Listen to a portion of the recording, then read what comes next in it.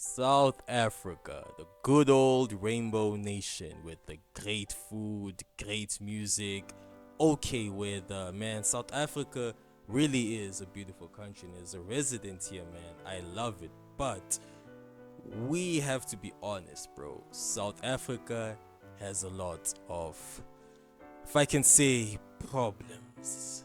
Yeah. So you can ask anyone in the street what is wrong with South Africa, because clearly there is something wrong, something is going on. People are suffering, people don't have food, people don't have electricity, there's no running water, there's high crime rates, there's all these things that are happening in this country. And we just sit there and we ask ourselves, what exactly is the matter with South Africa? And how can we fix it? So in this video, this is going to be the last video. You've probably been watching political videos from Citizen Concern, no disrespect to her. You've been watching videos from millions of YouTubers giving you the solutions that South Africa needs to do this and do that and this. I'm going to tell you the number one solution that will fix South Africa. I'm saying Jews. Let's get it. First thing people would say the problem with South Africa is maybe foreigners, right? As we've seen through the foreign marches, I think the March of March, we say, you see, the problem in South Africa is the borders are not tight enough. People, we letting illegal aliens enter into this country. So that's a problem with South Africa, and honestly, that is a problem, right? Illegal immigration can be an issue. When someone comes in this country undocumented and commits a crime, we don't have the fingerprints to find them. So yes, there is a problem, but is that really the case? Home Affairs. We know Home Affairs for their long lines, and we know Home Affairs has a history of corruption. There is a lot of corruption that happens at these borders. So clearly, it's not just the illegal immigration. Okay, what about if we're gonna go to corruption, crime, right? South Africa is amongst the highest crime rates, right? We have three cities in the murder capital. I'm thinking Pietermaritzburg, Durban, Cape Town. It's Cape Town? What? Pretoria, right? These are in the top, like five cities in the top 10 murderous cities worldwide. Is South Africa. The crime rate is high, the murder rate is high. We've got a very high rate of femicide, right? They have there to be a GBV march with the whole logo of purple because many women and children are killed, right? Every single day, somebody is getting killed, somebody has been murdered, a woman has been murdered, a woman has been kidnapped. I may have to blur those words for YouTube.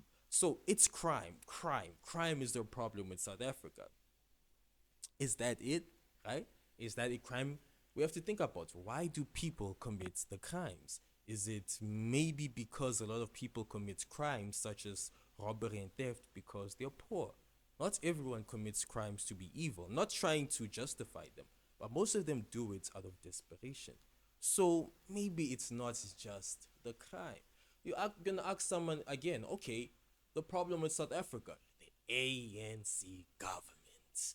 I know I got ANC supporters, but let's be honest, right? The government has a long history of corruption, right? As we can even see with this whole, these whole cases of millions and billions of tax dollars have been stolen to fund their lavish lifestyles. It is the government. You see, we as South Africans, if you just take out this wicked government, and that's usually the problem with South Africa, it's all pointed in the roots of the government, right? If we remove this government and we bring a new one, a better one, maybe something like DA or FA Forum, then this country will be better, right? That's someone like what Citizen Concern will tell you. Well, it can work, but I want you to think about something. Have you ever read the book called Animal Farm? If you read this book, it's a very interesting book. What happens is these barn animals are getting tired of their farmer. They believe that their farmer is this oppressive, evil man. So they get together and do a coup and they decide to assassinate the farmer. And then they appoint a new leader called Napoleon, who is this pig. So Napoleon, this pig, ends up being as oppressive as this farmer. That's the whole spoiler alert. And he ends up just oppressing these people and giving them rights. And there's this famous quote from the book that all animals are created equal but some are more equal than others. So even if we remove the ANC government and put in a new government, that new government is going to end up being corrupt and end up becoming oppressive. And it's just going to become a cycle of oppressed and oppressors, right? The oppressed overthrow the oppressors and they become the oppressors, and now there's a new oppressed, and then it becomes a whole cycle over and over and over and over and over and over again.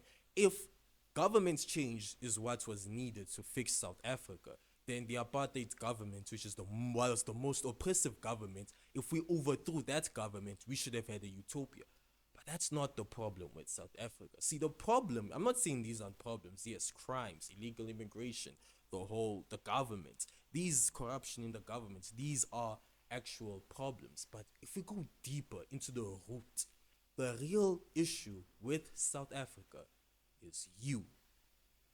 It's also me, yeah, it's also me. But it's mostly you, bro. Right? It is you. Here's what the scripture says. Romans 3 verses, I think, 11 says this: None is righteous, no, not one.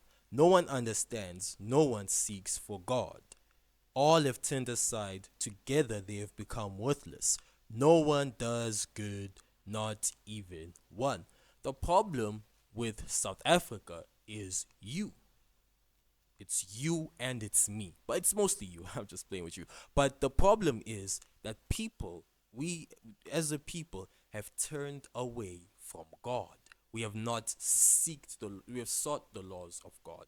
Does the scripture says, none is righteous? No, not even one. All have turned aside. Together they have become worthless. No one does good, no, not even one. The problem with South Africa is sin.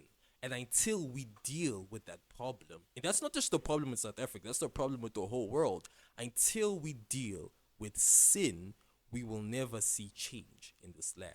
Now, what is sin? Sin basically is missing the mark. It is transgression against God's holy law. And what sin does, it separates us from God's presence. When Adam and Eve ate the forbidden fruit, they were chased away from the presence of God.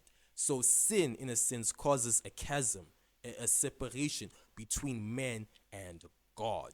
And now when men betray God, when men turn away from God, what happens? That's where we start to see evils. That's where we start to see evils like crime. That's where we start to see evils like rape and unaliving. That's when we start to see evils like government corruption and all of that, because they've turned away from the laws of God. So sin is our problem. And the bigger problem is that we're all going to be judged for our sin. No one is going to get away from it. God is holy, God is righteous, God is just. He will judge wicked sinners by throwing them in hell forever. Now, how can we fix that? The way for that to be fixed is to be reconciled back to God. That's why in Romans 3 verse 24 it says, for all have sinned and fallen short of the glory of God, but we are justified by his grace as a gift. The way to fix the sin problem is with the one who became a substitute for sin. That is the Lord Jesus Christ. Since the wages of sin is death, Jesus Christ, the Son of God, the second person of the Trinity, he died on the cross for our sins. He became a substitute. He took the condemnation that was supposed to be for us, and it was poured upon him.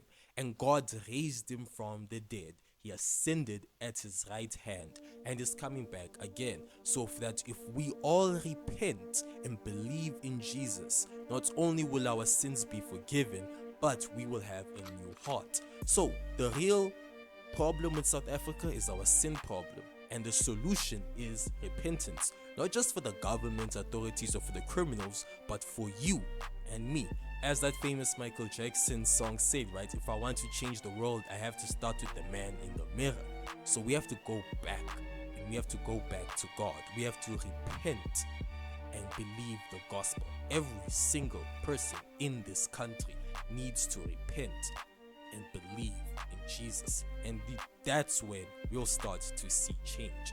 That's when we'll start to see progress in this land. As even the Lord says, there's a scripture that says, I'll put the quotation, that if my people repent and turn to me, I will bless their land. So We have to do that. You have to repent and believe the gospel.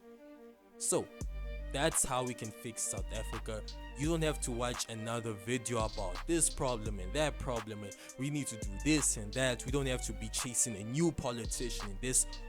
The way we fix this country is you have to repent and believe in Jesus. I'm St. Drews. Peace out. And if you like this video, you want more videos like this, be sure to like and subscribe. I'll catch you next time. Always.